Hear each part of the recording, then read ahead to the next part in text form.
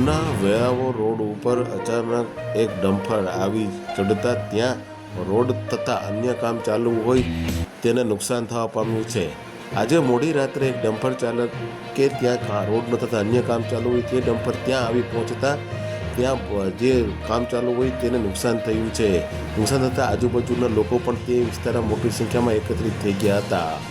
આ ઉના તાલુકાના દરેક સમાચાર તથા લોકલ સમાચાર જોવા માટે અમારી ઉના ન્યૂઝ ચેનલને સબસ્ક્રાઈબ કરો. આ પબ્લિક પર આ સમાચાર જોતા હોય તો અમારી આઈડી ફોલો કરો તથા ધંધાકીય જાહેરાત આપવા માટે અમારો સંપર્ક કરો તથા ફેસબુક આઈડી પર આ સમાચાર જોતા હોય તો અમારી આઈડી ફોલો કરો. ધન્યવાદ.